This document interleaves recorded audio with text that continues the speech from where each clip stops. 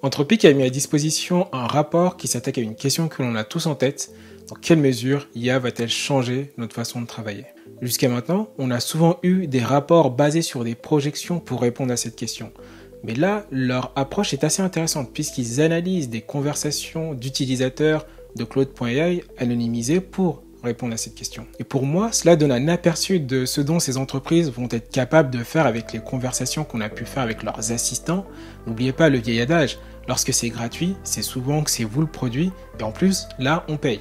En tout cas, selon eux, cette analyse offre la vision la plus claire à ce jour sur la façon dont l'IA est intégrée à des tâches concrètes dans l'économie moderne. On peut à minima leur reconnaître cela au vu de l'approche qu'ils ont d'analyser des conversations d'utilisateurs. Avec le recul dont ils disposent, ce n'est pas infaisable. Un des aspects positifs reste tout de même que les données utilisées pour l'analyse soient accessibles en open source. Bref, voyons tout cela plus en détail. La première information de ce rapport, c'est que l'IA se concentre essentiellement sur les métiers de développement de logiciels et de rédaction technique.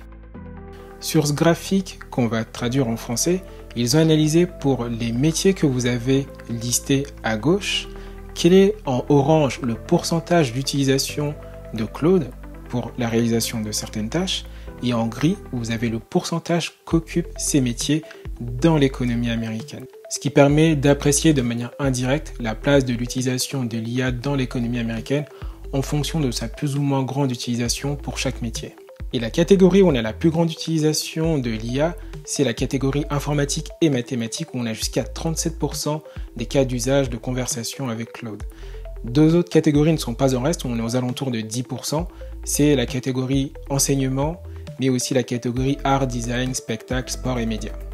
L'une des infographies dans cet indice économique d'Anthropic permet d'aller un peu plus loin dans l'analyse de chaque catégorie, en indiquant quels sont les métiers qui vont être précisément concernés, mais aussi pour quel type de tâches est-ce qu'ils interagissent avec Claude. Comme on l'a vu tout à l'heure, la catégorie qui ressort avec la plus grande utilisation de Claude, c'est informatique et mathématiques. C'est un cas qui me parle, puisque à titre personnel, je code des applications iOS, des sites web où je fais tourner des modèles de machine learning sur des données de santé, et Claude est très réputé comme étant le meilleur modèle sur l'aspect code. Et ça, clairement, c'est un biais qui va être perçu par ceux qui font cette analyse-là et qui va être pris en compte dans leur analyse. Mais en tout cas, si on s'intéresse aux métiers qui vont être principalement concernés dans cette catégorie-là, on a les programmeurs et les développeurs, bien évidemment. Et en termes de tâches, ils vont utiliser Claude principalement pour concevoir, pour programmer des logiciels, des sites web, etc., pour déboguer des systèmes lorsqu'ils ne fonctionnent pas bien. S'ils ont du code qui ne fonctionne pas bien, ils vont essayer de trouver la solution avec Claude, ou bien ils vont concevoir et maintenir des bases de données pour la gestion et l'analyse de données. Alors le deuxième apprentissage de cette analyse va concerner la notion d'adoption de l'IA par rapport au niveau de salaire des emplois. On voit qu'il y a deux extrêmes. Alors le salaire médian aux États-Unis, il est de 60 000 $. On a des catégories qui gagnent très bien et des catégories qui gagnent bien moins. En fait, ces deux catégories extrêmes sont celles qui utilisent moins l'IA. Et au milieu, on a une catégorie qui est médiante, qui, elle, va beaucoup plus utiliser l'IA. Mais en réalité, c'est plus lié à la nature de leur métier. C'est-à-dire que les métiers du milieu sont des métiers qui sont plus informatisés. C'est logique ce qu'on observe, mais ce qui est intéressant, c'est quand même de voir que cette logique se retrouve dans leurs données. Je pense que c'est ça l'élément le plus intéressant ici. Le troisième point est assez majeur puisqu'il soulève la question de est-ce qu'on a plus d'automatisation avec Claude versus de l'augmentation, c'est-à-dire avec l'amélioration des tâches réalisées par les utilisateurs de Claude. Et en fait, ce qui ressort, c'est qu'on a à hauteur de 57% plus d'utilisation pour une augmentation. Ça va être soit pour de la validation de choses faites par l'utilisateur, ou bien des itérations, c'est-à-dire que l'utilisateur va améliorer la qualité de ce qu'il fait à force d'interaction avec Claude, ou bien ça va être aussi sur l'apprentissage. L'idée, c'est d'apprendre avec Claude, et ça, même moi, à titre personnel, je le fais beaucoup. Par contre, l'automatisation, même si on voit qu'elle est moindre, il y a quand même une augmentation qui s'est faite, évidemment, avec l'arrivée de Claude. Mais après, je pense que ces chiffres, ils sont à prendre avec prudence parce que ça ne prend pas en compte l'arrivée des IA agentiques. Et clairement, avec les IA agentiques, je pense que la donne sera complètement différente. On aura peut-être un peu plus d'automatisation et sûrement beaucoup d'augmentation. Mais bon, tout dépendra aussi des tâches à réaliser in fine et la confiance qu'on accordera aussi à ces IA agentiques.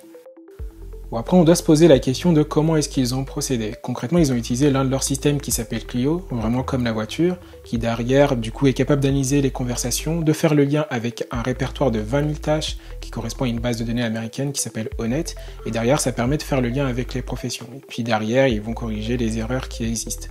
Par contre, leur analyse a un certain nombre de limites. Ils n'ont analysé que les utilisateurs free et pro. Comme je le disais tout à l'heure, quand c'est gratuit, c'est que c'est vous le produit.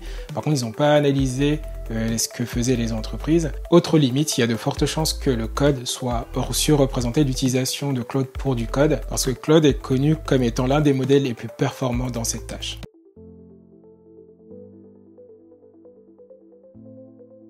Donc pour conclure, on a ici un rapport qui, même s'il n'est pas surprenant sur certains aspects, est extrêmement intéressant. Intéressant sur un premier point, c'est l'utilisation que peuvent faire ces acteurs comme Anthropic ou OpenAI des conversations avec leurs assistants IA. Ici, c'est dans le cadre d'une analyse pour se projeter sur l'impact de l'IA sur notre façon de travailler. Je vous laisse imaginer d'autres possibilités d'utilisation. Par exemple, c'est sûr que nos interactions peuvent nourrir l'automatisation du fonctionnement d'IA agentique sur d'autres tâches. Et l'utilisation que font les développeurs aujourd'hui, qui est beaucoup plus accrue de l'IA que par rapport à d'autres professions, forcément préfigure de ce que va être l'utilisation de l'IA dans d'autres professions. Évidemment, ils ont de l'avance parce que leur métier est suffisamment sourcé en termes de données pour qu'on puisse avoir de l'IA assez performante, mais dans très peu de temps, ça sera le cas aussi pour d'autres métiers. En tout cas, c'est mon point de vue. Et là, clairement, on aura une plus grande utilisation de l'IA en fonction de certaines tâches, toujours avec cette balance entre augmentation et automatisation.